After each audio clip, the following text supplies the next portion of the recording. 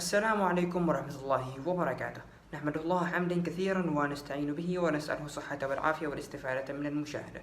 معكم طارق المنذري من قناة راد. في هذا المقطع راح نستعرض لكم قناة جميلة الصراحة، وانصحكم بأنكم تتابعوها، وهي قناة قطيع القطط الضالة. هذه القناة تتكلم باغي عن الغرب، باغي عن النسويات، باغي عن الشواذ، أي شيء كذاك ضد الإسلام من ضمن هذه الأمور المجتمعية تحصلها في قناة قطيع القطط الضالة. موجود عندهم قناة في اليوتيوب، وعندهم نفس الشيء حساب في تويتر. أنصحك بأنك تتابعهم في اليوتيوب وفي تويتر. فهذه هي قناتهم، يعني عندهم 91,000 مشترك، يعني ما لهم ينزلوا بشكل دائم، يمكن أقول في الشهر مقطعين، يعني متوسط كل شهرين مقطع أو كل شهر مقطع. فراح نتابع بعض المقاطع ونتكلم عنهن. مع أن صراحة المقاطع هنا يعني المقاطع اللي يجيبهن هنا وحدهن يوصف نفسهن بنفسهن. فنتابع معكم. هذا المقطع الأول: هكذا قد يؤثر الإعلام على عقول المراهقات. خلينا نتابع. الحلقة إذا مهووسين تعقب ما شفتوا المال كيبورد، مسوين ديانة كاملة على مال فرقة BTS. The answer is very, very blindly. روح تعال عنا نشوف مراهقات. Justin Bieber because his new Bentley has tires made out of baby seals. Do you think they should just leave Justin alone? Yeah, I think that it's like his choices that they don't need to criticize on. يا الله نبغى أشوف يعني لو نباتية تتكلم في مثل هذا الموضوع. Over a game of cribbage, Justin punched his grandma in the stomach so hard that she had to go to the hospital. Is that okay? It depends the circumstances. أي يعتمد على الظروف. يعني هذا حتى لو قالوا لها عملية قتل تقولها تعتمد على الظروف. زين أقول لك الحمد لله، لكن إنها ما قالت إن خلاص قد التكبيرات الأفضل إنها تموت. Well, she was clearly cheating. يعني طرش تستاهل عقل. Well, he's a boy and boys mess around a lot, and I don't think he meant to hurt her that much. سبحان الله. Here's Justin's newest arm tattoo. Do you think it's hot that Justin has Judge Judy tattooed on his arm? Yes. Yeah. Yeah. سبحان الله. Yeah, I love it. Do you think Justin should be allowed to park his new Ferrari in handicap spots? I think. Yeah. What if a handicap? والله الصراحة اللي جاوبن هنا المفترض نروح هناك. في هنا علاقات. لا هو أهم منها، أشهر منها. I would actually make her wait because Justin Bieber is Justin Bieber. He's. Do you think Justin should be able to park his new Ferrari in handicap? والله جهل ما بعد Yeah, I mean he's Justin Bieber. He shouldn't have to walk. Yeah, he's like God. Kiss the ground he walks on. وهذه الصراحة يعني ما شفت حد تحمس مثل آخر أنت. استغفر الله، بس استغفر الله. هنا عدو النسويات الأكبر مارك رودوف. طالما الموضوع فيه النسويات لازم نتابع. أي شيء فيه النسويات وفيه عدو النسويات صراحة لازم يكون جميل. خلينا نتابع.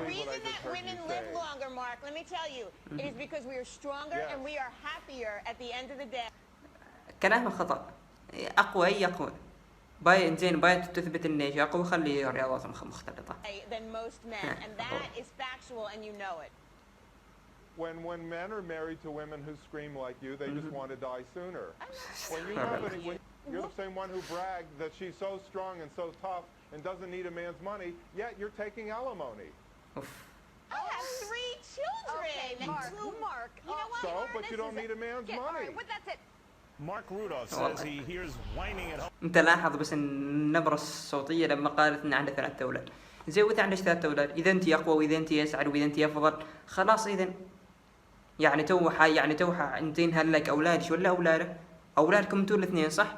إذا ليش هو ينفق عليش؟ ليش ما أنتي تنفق علي؟ And let's not forget the National Organization of Whiners. And if you go to the NOW website, you can see they excoriate Sarah Palin. والله الصراحة صادق عن النسويات. والله نسيت ما نزعل، فخاصة في المؤتمرات. شوف هني يصرخن وما أعرف مو ويطالبن.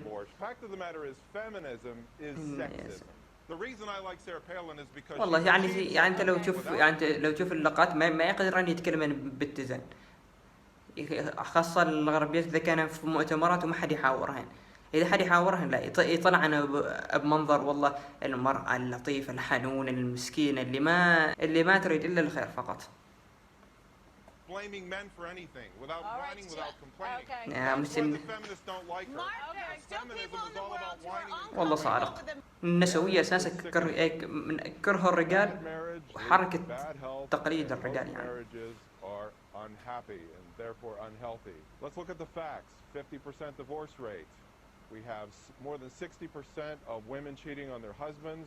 More than 80% of women say in an AOL poll that if they were to marry their husbands again, they wouldn't do it. بعد جبنا عن مسمى أبناء الزنا.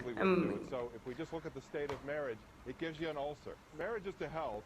إذا رجعت مثلا خلينا هذا في الخيانة فقط قال لك 60% من مواليد القتل في فرنسا هم أبناء زنا. يعني تخيل أنت نصف يعني أنت لو جيت وسبيت واحد كذاك واتهمته بأنه ابن زنا نسبة 60% أن كلامك يكون صح بدون القلق بشأن القذف ومثل هذه الأمور. 60% نسبة كلامك صح. He scratches his ticket and he says, "Lost again." Women are untruthful, they're unfaithful, and they're unabashedly mercenary. The gyno-judicial system allows them to commit paternity fraud, and that's exactly what's going on here, as Dan Springer said. You know, they just did a study in New Hampshire.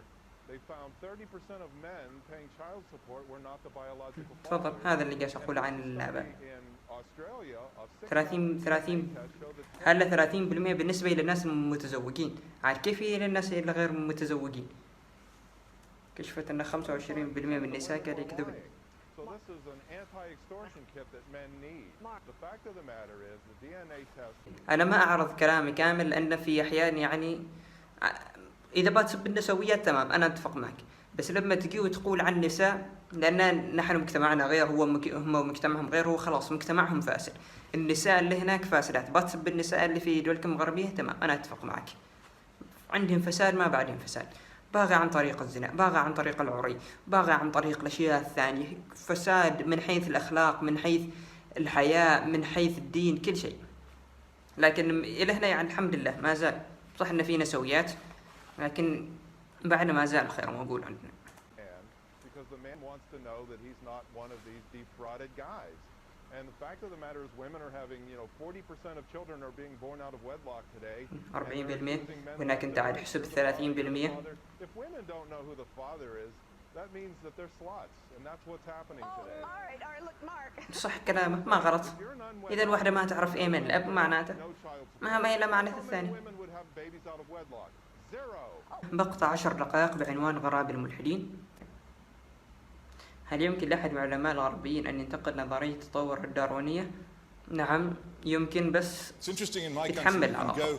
Into almost any bookshop and the shelves are groaning with the works of Richard Dawkins denouncing the terrible people who think that just maybe possibly the theory of evolution may have some faults. You cannot find, try as you may, a single book. ما يسمحون لك أصلاً. يعني ما يسمحون لك بس بيهاجموك. No publisher will publish it. No bookshop will stock it. One of the other things which is fascinating is the way in which what I يعني حتى في لو في اللي هو مقطع في قناة الدكتور إياد راح أخلي لكم الرابط في الوصف اللي هو يتكلم لك عن هل مسموح لك تنتقد أنت نظرية التطور؟ مسموح لك لكن راح تواجه ضغوطات، راح تفصل من عملك. In which it managed to suppress any teaching of the existence of هذه الحرية عندهم. Now they're exulting over the suppression of what somebody الحرية ترى عندهم حرية اللي هو strange transformation and a very telling.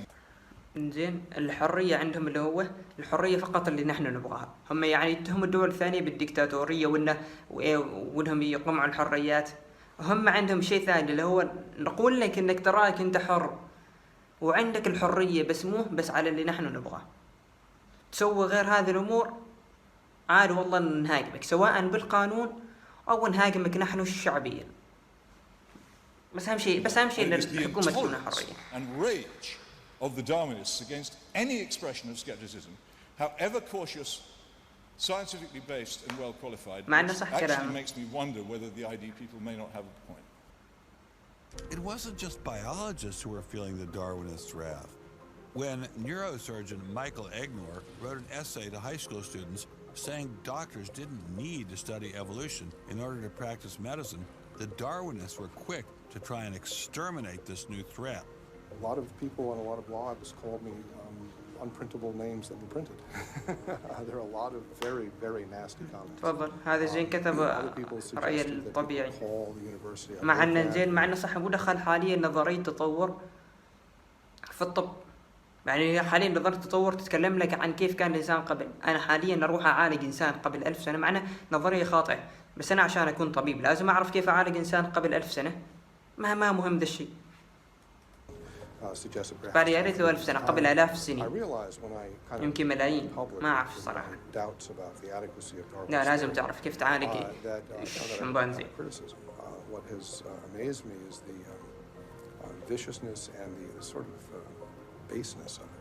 There's nothing to be learned in neurosurgery by assuming an accidental origin for the هذا يقول يعني أنت ما هذا الأمر ما هي. In addition to those scientists who were willing to appear on camera, we encountered many more who didn't dare show their face for fear of losing their jobs. It's the kind of thing where you just learn to keep your mouth shut.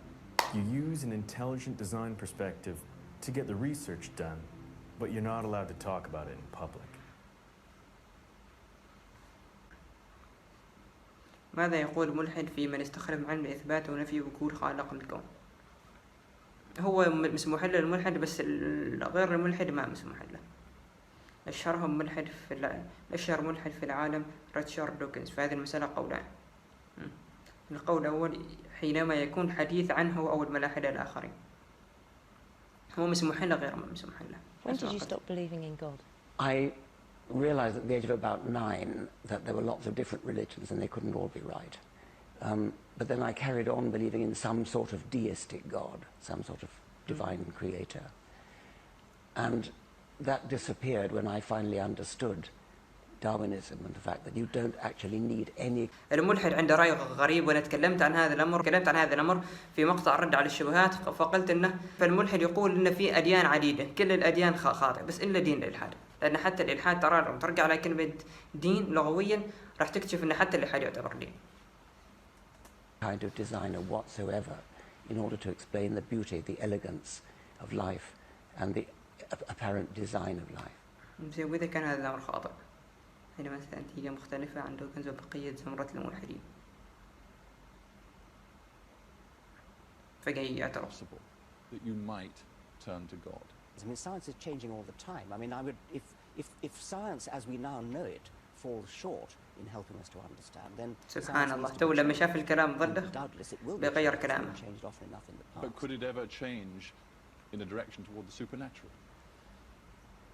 I don't think it can. I mean, that's not a helpful way to put it. It will change in the direction of something which is so different from the natural that we at present understand that a naive person might. طبعا هذا الأمر مستثنى من نظرية Zeus or Jove or Wotan or Yahweh. هذا الخلاصة اختصر كلامي الصراحة.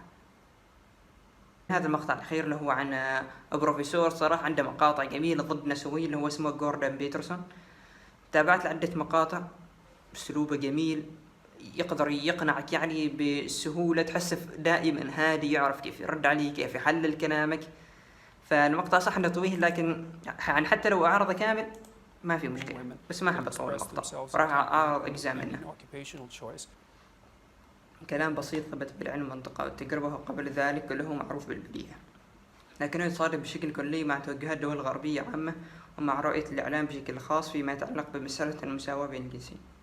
فما إذا كانت نتيجة as societies became more egalitarian that men and women would become more the same. But that isn't what's happened. What's happened is the biggest differences between men and women now temperamentally and in terms of their own interest have manifested themselves in the Scandinavian countries. The biggest differences in the world in interest and temperament are between Scandinavian men and women. It's exactly the opposite of what everyone predicted. Men and women في الاختيارات الجامعية. If you leave them alone to do it off their own accord. We've already seen that in Scandinavia. It's 20-1 female nurses to male, something like that. It might not be quite that extreme, and approximately the same male engineers to female engineers. And that's a consequence of the free choice of men and women in the societies that have gone farther than any other society. الجميل في جوردن بيترسون إن الصراحة يعني عارف وضع الدول الاسكندنافية اللي هي أكثر الدول تحقيقا للمساواة. ذكرت أن نفس الشيء هذا الأمر في عدة مقاطع سابقة. تحصلوني دائما يذكر عن السويد لأنها من الدول الاسكندنافية. عندك نفس الشيء النرويج واسكتلندا أعتقد نفس الشيء من الدول الاسكندنافية. لما تجيب أدلة على كلامك من دول طبقت المساواة بشكل كبير يعني هذا يكون دليل أفضل من الدول الثانية. Those are ineradicable differences. You can eradicate them with tremendous social pressure and tyranny. But if you leave men and women to make their own choices, you will not get equal outcomes. One's interests are better served if people have as equal access to opportunity to display their talents and manifest their talents in the world as possible. The devil's in the details with regards to equality, because I'm an advocate of equality of opportunity. But I think the idea outcomes, that's an appalling doctrine. Why? لاحظوا كلامهم اللي راح يجي. طبعا تابعت هذا المقطع أنا فراح أقول راح يقول كلام عن لما تجيك عن النتائج.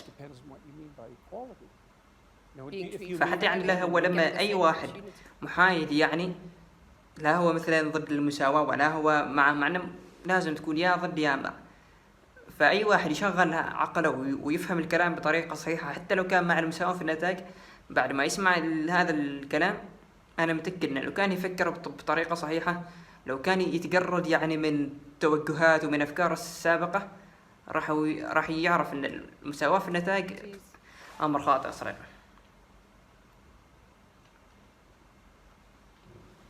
Why would there only be 7 women running FTSE 100 companies in the UK? زي يعني مو انتي بايتنا نسوي نطرد مثلا الأشخاص الباقين. لا اللي هو مو نسوي نشوف مثلا النساء ونشوف الرجال مثلا هم الأغنياء مثلا أغنى الأشخاص الرجال يعني هل نأخذ ثرواتهم ونمنح هذه الثروات للنساء بس يعني عشان نطبق المساواة؟ That's an appalling doctrine. Why? All right, well, because you have to produce an unbelievable bureaucracy to make the ever greater and ever finer distinctions that are necessary to enforce equality of outcome. How many group differences are you going to equalize across? Is it just gender and sex? How many genders? No, so gender and ethnicity? How many genders? How many ethnicities? How many races? Why would there only be 7 women running FTSE 100 companies in the UK?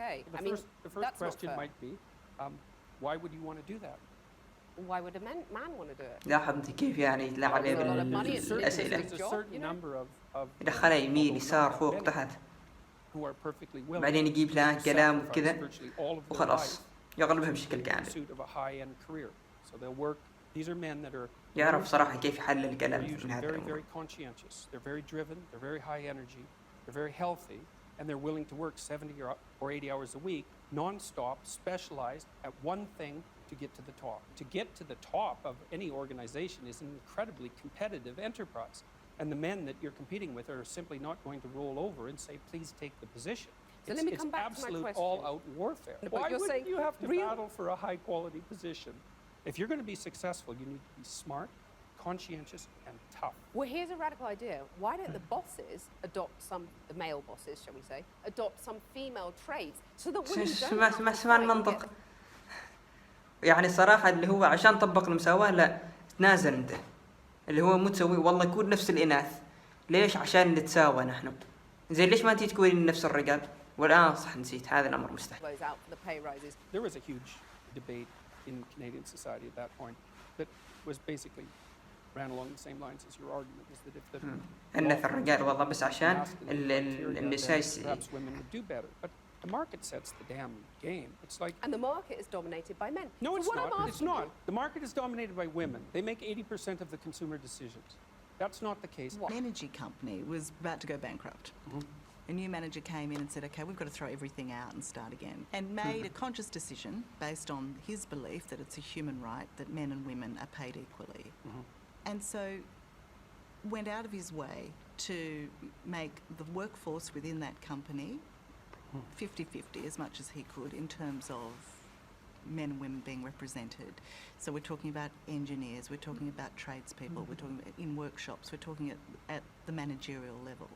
If you hire 50% women engineers and 50% male engineers, then the women engineers are less qualified because the pool of engineers is lower among women. So you can't hire 50% women engineers without producing a decrement in the quality of the engineers, because the selection pool is too small. You can't do that on a large scale. You might be able to do that in one company. Yeah, and they certainly argue that they're not. يعني لما تقول نعم عقب ليش جاي وذكر المثال؟ لاحظ انت وافقت على كلامه. You might be able to do that in one company. Yeah, and وافقت على كلامه. إذا عارف ان كلامه صح، يعني هل تغير فكرتك او ليش يعني تقولي فكرك انت عارف انها غلط؟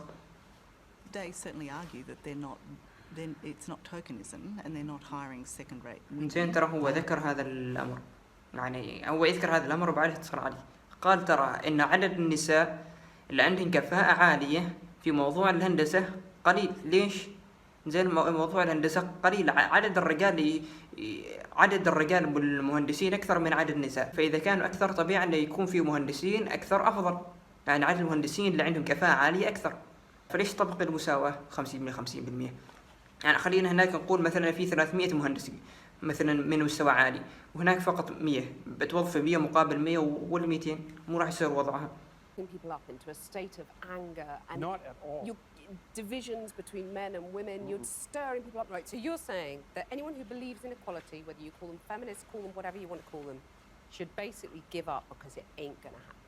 Only if they're aiming at equality of outcome. ما يتحقق.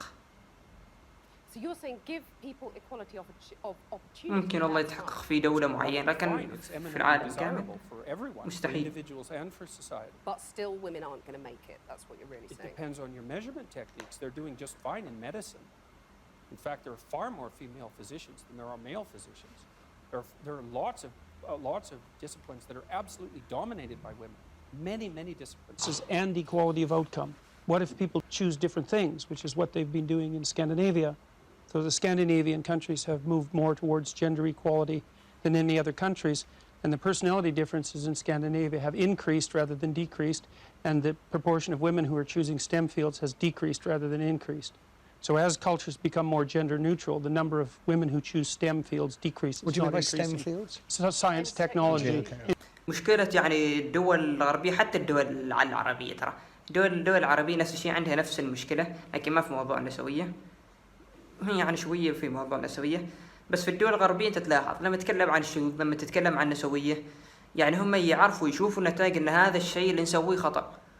ما هو الحل؟ نحاول أن نحل المشكلة بمشكلة ثانية، يعني نحل مشكلة بحيث أن تمام حلينا نحن هذا الأمر، لكن هذا الأمر ينتج لك مشكلة ثانية. نفس هذا يعني نفس الوضع هذا. قالوا مثلا أن لازم نطبق المساواة، طبقوا المساواة، شافوا أن الوضع ما تحسن، شافوا أن النساء يروحوا إلى تخصصات معينة والرجال يروحوا إلى تخصصات معينة، وطبعا هذا الأمر حلوه نفس الشيء. كيف حلوه؟ والله إن نجبر النساء بأنهن يروحن إلى هذه التخصصات، ونمنع مثلا النساء من أنهن يدخلن هذه التخصصات عشان طبق المساواه. Engineering and mathematics. So if you let men and women make their choices, what actually happens is that they specialize in different situations, and you don't get equality of outcome. Could they not have been programmed to have those views from the moment we raise them and give boys Lego and construction? No, because what happens is that as countries get more egalitarian, which means there's less programming of that sort, the differences get larger, not smaller. And the scientific data on that is clear. And most of it was generated by people who have a left-leaning bias, so you can't blame it on conservative scientists. It was a shock to everyone to find that out. There's nowhere in the world that women are equal. But Scandinavia has made the most progress towards shared parenting, etc. Yep. That said, it's not done yet. There's nowhere in the world where this is done yet. But it's having the opposite effect that the gender equality types predicted. Opposite, not the same. And it isn't a theory, it's actually data driven by tens of thousands of surveys and the best scientific literature on the topic. It's not a theory, and I didn't come about it because of my political perspective. I looked at the data. What it showed was that as countries become more egalitarian, the differences between men and women grow, they don't shrink. Like Jordan, I look at the data and I look at the studies. أضرب أنا نفس الشيء مثال، يعني بما أن هذه تقول إن والله ما في ولا دولة حققت المساواة بشكل كامل. إذا أنا كنت أبني بيت ما شاء الله مثلا بيت من طابقين، بنيت الطابق الأول شفت البيت يهتز، هل يحتاج أنا إني أبني البيت والله وأوصل للطابق الثاني عشان مثلا أقول لا والله إذا وصلت إلى الطابق الثاني البيت ما راح يهتز وما راح ينهدم؟ ترى خلاص إذا أنا وصلت إلى الطابق الأول وشفت البيت يهتز معناته خلاص المشكلة من الأساس نفسه. معناته الشيء اللي أنا قاعد أسويه غلط. فهذا نفس الشيء في الدول اللي تطبق المساواة. إذا طبقت المساواة وشفت أن الأمر يأتي بنتائج عكسية، ما يحتاج إني والله أنا أطبق المساواة بشكل كامل يعني فجأة بعدين الأمر راح يتغير. ترى خلاص إذا أنا شفت من الآن أن الأمر يأتي بنتائج عكسية ما يحتاج أكمل الوضع. And I'm really also very much interested in studies like the analysis that was done by the American Psychological Society, which looked at 45 analysis of whether there's sex difference over 20 years, and its conclusion was that men and women are basically alike in terms of personality, in terms of cognitive ability, in terms of... هي وحدها قالت بشكل أساسي نعم، إذا بايع على بشكل أساسي الأمر صحيح. فأنتي لو تشوفي إلى ردة فعل الرجال والنساء كلهم عندهم ردة فعل، بس من ردة فعل أفضل الرجال. لو تشوفي إلى مثلا روح شوف مثلا إلى ألعاب القوى، يعني حاليا الرجل عنده بنية جسمانية نفس الشيء المرأة عندها بنية جسمانية، لكن لو تشوفي إلى الأرقام القياسية الوزن مثلا مال الركض المسافة المقطوعة أكثر، إلى مثلا الوقت الأقصر مثلا على سباقات 100 متر أفضل وقت للرجال، أفضل وقت مرفوع في حمل أثقال للرجال. Leadership.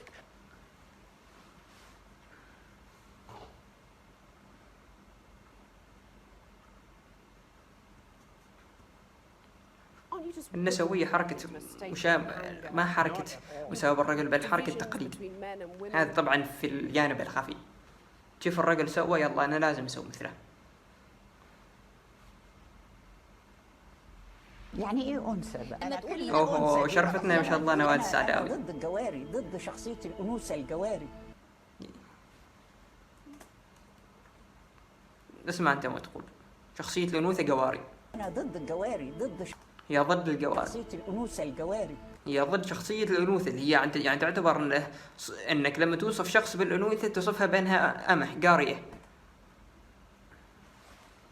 نسمع كلامها الثاني. والله أنا والسعداوي أنوثتي طبيعية. أنوثتش طبيعية.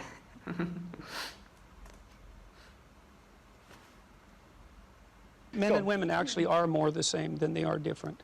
But the issue is that small differences at the population level can turn into very large differences at the extreme. So, for example, men and women are broadly similar with regards to aggression, although men tilt a little bit more towards aggression. So that if you picked a random person out of the population, male and female, and you guessed that the male was more aggressive, you'd be right 60% of the time. But if you take the 1 in 100 most aggressive people, they're all male. And that's why the overwhelming proportion of people who are in prisons are male. Now, do you want to equalize that? Just out of curiosity? What about bricklayers? They're 99% male. طلع رجال يعني طلع صح. أنا بغى أعرف محالين يتكلموا عن المساواة عن السجون، فما يجي والله ونطلع رجال من السجون عشان نطبق 99% خليه 50 مقابل 50. لا، إذا فعلا يريد المساواة خلوهم في نفس السجن، خلوهم في نفس العنبر، يلا خلينا نشوف. Universities in the humanities and social sciences are female. ولا حتى في نفس الزنزانة. And men work longer hours, they work more dangerous jobs, they're more likely to work outside, they're more likely to participate in jobs in the STEM fields, and that's all hidden under the idea that the reason that men and women make different amounts of money is because of their gender. It's a very simplistic analysis, and trying to address... I just want to say, Sophie, can you come back on that? What I'm trying to equalise is opportunity. والله هذا الصراحة اسمع ما يقول. Just want to say, Sophie, can you come... يعني أنت يحاول سوفتنا يعني ما تعرف يعني هل حاول نزيد مشاهدات بعدين ينشر الوضع في حسابه في تويتر وفي قناته في اليوتيوب. هذا ببساطة نفس الوضع في المدارس، لما واحد يروح يسب شخص ثاني يقول له أفا ما تقدر ترد بعدين تستوى الضرابة. What I'm trying to equalise is opportunity and choice. Fine, let's equalise choice. You agree on that. But we won't get equal outcome that way. And I think that what happens then, nobody knows, because we've never done it yet. We do know. We know what's happened in Scandinavia. But it's not fully got there. No, but it's going in the opposite direction that everyone predicted. ما لازم والله توصل الأمر للطابق الأول، عادي كمل الطابق الثاني. إذا شفت انهدم خلاص. في نهاية المقطع هذا كان المقطع الأخير اللي منشور في القناة. تابعوا القناة، قناة جميلة مثل ما قلت، والله يهدي جوردن بيترسون للإسلام بمناسبة يعني هذا المقطع. وإلى هنا وصلنا إلى نهاية المقطع، وأرجو أن أكون قد وفقت في هذا المقطع، وأعوذ بالله من النسيان ومن الزلل في الرأي والكلام. في أمان الله. يدعو من دون الله ما لا يضره وما لا ينفعه ذلك هو الضلال البعيد يدعو لمن ضره أقرب من نفعه لبئس المولى ولبئس العشير